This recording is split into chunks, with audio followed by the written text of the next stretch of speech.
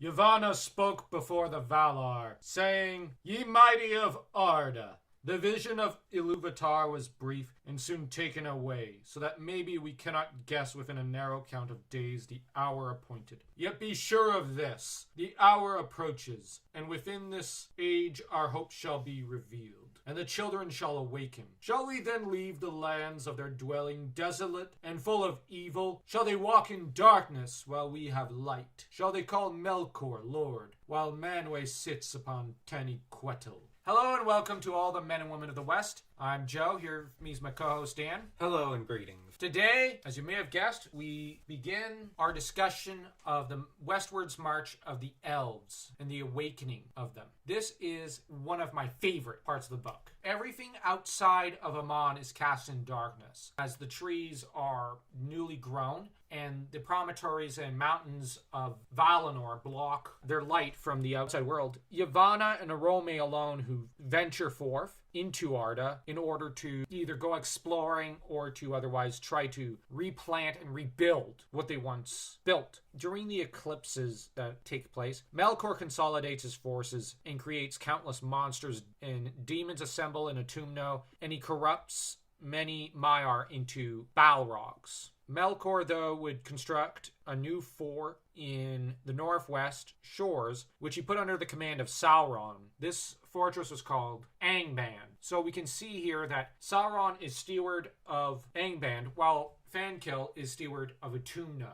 Obviously, both are to play separate, yet equal important roles. Although Thankill is not mentioned in the Silmarillion, I'm going to the Lost Tales for that, as I rather like Thankill, and I consider him part of the canon. You could take it as you like there. But ultimately, realizing the danger that's looming, Yavanna calls for a council wherein she denounces the current policy and says, we gotta venture out there. What the heck are you doing, guys? Why are you cowering behind your high walls and mountains? Go out there, and if I don't see you in 5 minutes fighting out there, there's gonna be hell to pay. At which point, Tolkien cheers and goes, yeah, let's go out there. Enough of this. Varda, meanwhile, looking out from Taniquetil, assembles dew taken from Telperion, one of the trees of light, and throws it into the air and uses this dew to create the stars, which is the first sight the elves actually see when they awaken. And these elves are Eminye, who would become his wife, Tata and Tatie. You have Enel and Enalye, which their names roughly translate as for Emin, first, Tata, second, and Enel third. Thing with Emin is that Tata and Enal is that they start to travel around and try to gather companies of elves. The first group they find, I think, joining Emin, then the next one joins Tata, and then you've got Enel. So they assemble different numbered groups of elves, basically calling dibs on who they're going to be accepting to their clan. The first group, that of Emin, numbered 14, and they would always remain a small company, and they would later become the Vanyar. Second company would become the Noldor, and they numbered 56. And the third company, and largest, and they'd become the Teleri. The interesting thing about the Teleri, though, is they split almost in two, I think, between Olwe and Elwë. Therefore, the Teleri are at first 72, which means probably 36 Teleri and 36 Sindar. I'm just theorizing here. The elves they'd first focus on just wandering around. They don't head immediately west. The sleep that had been cast on them was cast by Ilúvatar, and the first of the Valar to become aware of them was Melkor, and he took precautions to try and corrupt some, get at others in the dark of night, and otherwise scare them, get them to fear the Valar. The elves would always adore Elbereth or Varda, Elentari, because of their great love for the stars, which is something they have in common with the author. And the first place that the elves established as their own would be known as Cuiviénen, and this place would always hold a special place in the hearts of the elves, though they'd abandon it. It's known as the Place of Awakening, and it's in the northeast of Middle-earth, or at least that's the suspicion. It was a bay in the inland sea near where Mount Iluin was, and end up engaging in vast wanderings. They'd make speech at this time, name themselves the Quendi. They would only be found by Orome, when he was hunting nearby, quite by accident. He would name the elves the Eldar in their language, with the elves originally in the early days being stronger and taller than they would be in later days. The majority of the elves would fear his coming, and it would take some mollifying, with some Quendi wandering away, while these elves who wandered off never returned. The rumor was that the hunter had tracked them and killed them. When Arome comes to them, he'd be in the middle of a hunt. The most courageous and noble of the elves would be drawn by his light. It's kind of a fluke, but also a few of them looking at this great figure emanating light and just being drawn in by him. You know, like moths to a flame in a way. As to those captured by Melkor, many of them were thrown into the pits of Autumno. Doubtlessly, few ever came back. And those imprisoned were frequently broken and deformed and made to breed orcs. The orcs, in turn, it's noted, loathe Melkor because they're afraid of him, fear him too much, ever really rebel. Arome, though, would tarry amongst the elves for a time before he'd return to the Valar, who would rejoice, and then Arome would come back and say, you know, we really would like to have you guys come over. It'll be great. You'll love Valinor. This decision, though, was decided at a council called by Manwë over in Aman. Ulmo immediately rejected the idea that they should invite the elves into Valinor. He said, nope, bad idea. You're just going to overawe the elves. Like, this is just going to end badly for everyone. The elves were created to live in Middle-earth. They should live in Middle-earth. They should not be taken into paradise because their destiny lies with Middle-earth. Ulmo, though, is outvoted, and he leaves very, very unhappy. The way it's worded in the history of Middle-earth about his disagreements with the rest of the Valar over this, it's rather heavy-handed what the Valar are doing. And Ulmo considers it very heavy-handed and disrespectful towards the elves, and that they're removing the consent of the elves in a way by overawing them. I rather like that. That's an interesting way of looking at it. The Valar argue this is paradise, but Ulmo sees it as it's only paradise if everyone's happy and if they agree to it. You're promising them everything, but how do you know you can deliver? You're taking too much for granted. There's no way it's going to go as planned. The decision is reached that they will invite the elves, but first they got to do something about Melkor. Tulkas is more than happy to get even with Melkor. They end up waging their war to capture Melkor. Problem is that the Valar waged this war for the elves, and he would never forgive them for it. It just shows how petty he is. What did the elves have to do with this? He's evil. The Valar end up arriving, sieging Autumno, and that's called the War of the Powers. And it shook the earth and made even the heavens quake. There was heavy fighting right outside of the gates of Autumno. During the Great War, the Great Sea sundered Middle-earth from Aman even more. And many lesser bays were created during this era between the Great Bay and Helgaraxai.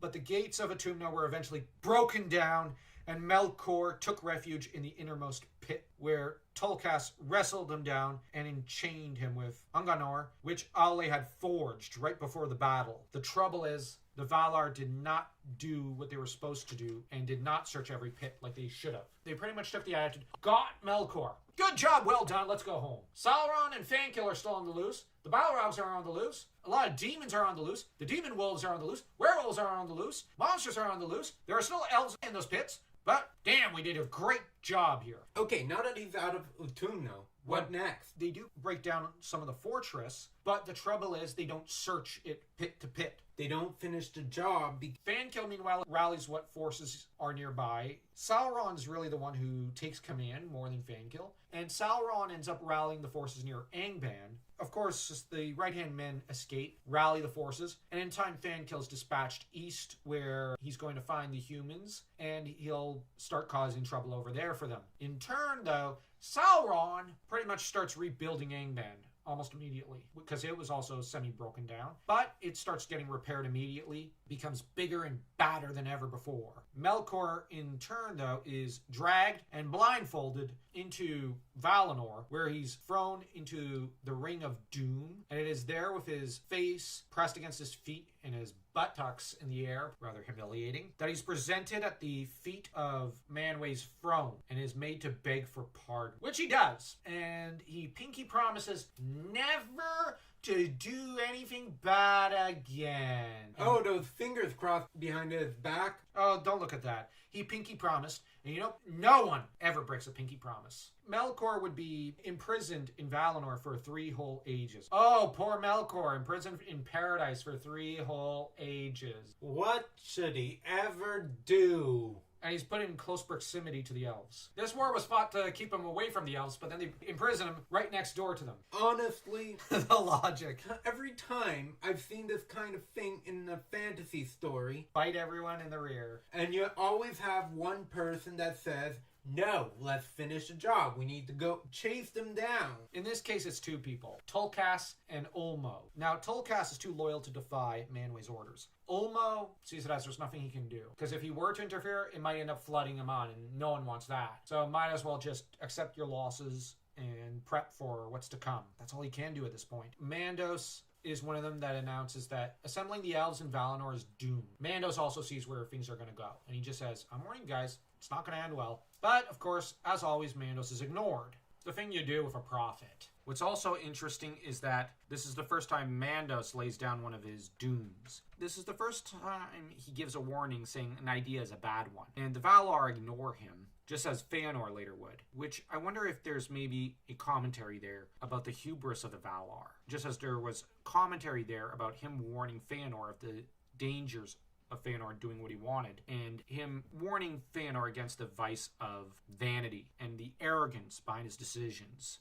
At the beginning, as said, the elves were afraid of Arome, but Arome comes to them to negotiate, and there are three elves who say, you know what, we'll act as ambassadors. They are Ingwe, Finwë, and Elwë, and each of their fates would be markedly different from one another, because to go to Aman would end pretty well for Ingwe. Finwë's doom lies along that path, and Elwë will never make it to Aman alive.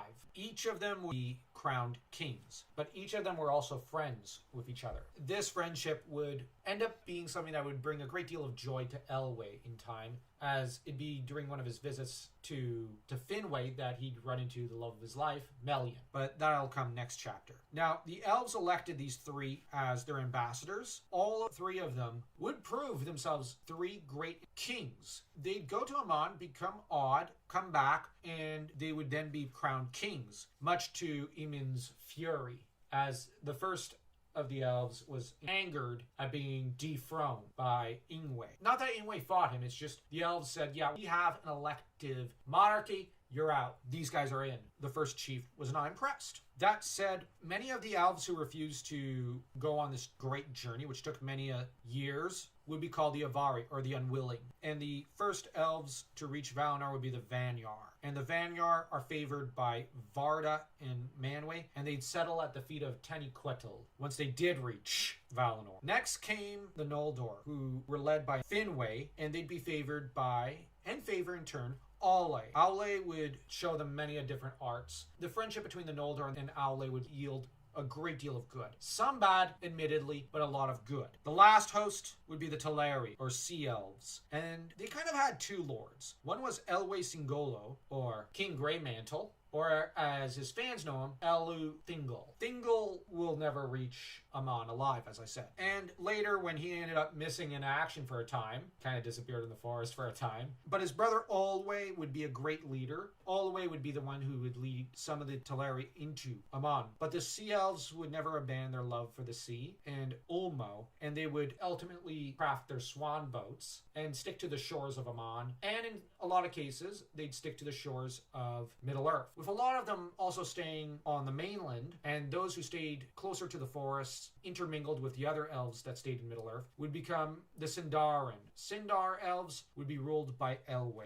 As for the Calaquendi, that's the title assigned to those who made it to Valinor, and they'd be called the Elves of Light. Now, as said, most Teleri either stopped before the sea or in the woods. Those who never reached Aman were nicknamed by the Calaquendi the Moriquendi, which means dark elves. There is a prejudice between the different races of elves that eventually arises in Middle-earth. Now, a lot of these prejudices, though, would be wiped away by the end of the First Age, as most of the elves still in Middle-earth would mingle together, end up ruled by Gil-galad. So really, these little differences between the elves of who went to Valinor, who didn't, ends up being almost meaningless long-term. Almost. Not quite, but it does have some importance amongst the elves. Because those who made it to Valinor end up being a lot more powerful than the rest, except in some small cases. But those who never made it or were born after the return of the Noldor to Middle-earth could end up as powerful as some of the earlier elves in some cases, such as Elrond, and they do end up wielding a lot of influence, and they all intermingle with each other pretty frequently. By the time the elves reach Anduin the Great, it's been a great deal of years that have passed,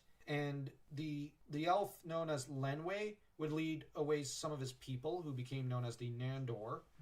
As for the Vanyar and Noldor, they would cross the Arid Luin first, arriving in Beleriand, and you have a close friendship that was born between, as stated, Elwë and Finwë, the people at the end of this chapter stopping in the east of Beleriand. A very majestic chapter, but the greatest majesty is still yet to come. It's almost a quiet chapter. There's very little that's titanic that happens outside the Battle of Autumno. But there's a lot that can be discussed. The Blue Mountains, it's interesting because blue is a color that means eternity, truth, royalty. The first two to cross it are the Vanyar and the Noldor, who end up yielding a great deal of royal lines. They truly end up fighting for a long time, almost for eternity, or what can be termed a small eternity, against the forces of evil. They end up very married to the notion and the ideal of truth. And there's also the fact that the first thing they saw was the stars. And there's some beautiful artwork out there where you see the First Awakening elves looking up in awe at the first stars. This is where, I'm going to say this, we were harsh on the Valar early in the video and earlier videos, but I actually think they did do a lot. They did a lot to help the elves. Let's actually give them credit, because they were currently working overtime. They created the stars, they battled Melkor, they tore down a good chunk of his main fort. Melkor cannot recover everything from there. So they did do a lot. They knocked down for a time Angband. But we also get the feeling that given that there's parts of the continent that are destroyed and whatnot, there's a reason why the Valar are very reluctant to engage in open warfare with Melkor. Melkor is willing to do that. But whenever the Valar do it and they fight Melkor directly, continents sink, oceans are created, who knows how many life forms are destroyed. Too much collateral. Yeah, and the Valar are concerned about collateral. They want to protect Middle-earth, not destroy it. If you end up destroying the world you want to protect from Melkor, what was the point? They needed to search Autumno. They did not complete the job, as you stated. This failure to search every pit in Autumno shows that the Valar are not infallible, that they have a tendency towards laziness. So there's a great deal of understanding of human nature. It's not just the Valar who are divided. Now, one criticism that's frequently lobbied against Tolkien is that his elves are too perfect. But in reality, they're probably the most flawed out there in fiction, with his elves early on showing a great deal of division. It's interesting that we have a clash at the beginning between the elves for kingship. You've got Imin who says, I should be king. I already declared myself king. You have the elves. We don't want one overall king over all of it. We are electing 3 kings for each of our clans because we can't fully agree on who should be the overall leader. So we'll just divide into our original 3 clans. You've got Ingwe, which will lead one clan. Finwë will lead another. Elwë, and later Olwë, who will lead another. Works, but it's interesting that they were originally one. They divide into different clans, and then they will reunite later under the leadership of Gil-galad. And the interesting thing about Gil-galad is that he is the son of Orodreth, who is a son of Finarfin, and Finarfin is descended from Ingwe and Finwë. What that means is that Imin's descendant will reunite the elves under his banner. And I can't help but wonder if Gil-galad's mother is supposed to be relative of Elwë and Olwë or something, because then it would tie it together with the descendant of all 3 clans having kind of brought them back together during the Second Age. Already we're seeing a breaking amongst the elves. Their first king was unworthy, so they threw him over. But basically he left unhappy and angry and all but cursing his people. It's not like the Roman founding myth where you have an automatic surge of civil war and strife between 2 different factions embodied in Romulus and Remus, but we do have an immediate break between the various elves. They are different fundamentally. There's also something to be said about moving from east to west. It reminds me of the way history moved, because call Egypt and the Middle East the cradle of civilization. Classical culture was born in Greece, and from Greece it moved eastwards into the Middle East and Egypt because of Alexander the Great, and then it moved westwards when the Romans brought it over to their own lands. And from there, classical culture would move north and west words and intermingle with the local societies and cultures. So English culture was born from a amalgamation of Roman, Welsh, Brittonic, Anglo-Saxon, French, even to an extent German and Dutch cultures, all thrown into a pot together over the course of many centuries, pretty much 2 millennia. Often what happened with England, east to west, the East came in and colonized England. And I'm calling everything east of England East here. I think that there is a cultural nod there. That's where humanity and the elves kind of come from. We've analyzed the color blue, analyzed, I think, most of this chapter into the pavement. There's probably going to be more analysis that we'll do at a later date on individual details in later videos. And next time we'll get more into Elwë and one character who's my favorite of the Astari, Melian. If you enjoyed this video, don't forget to smash that like and smash that subscribe button like your Melkor slaying Finwë.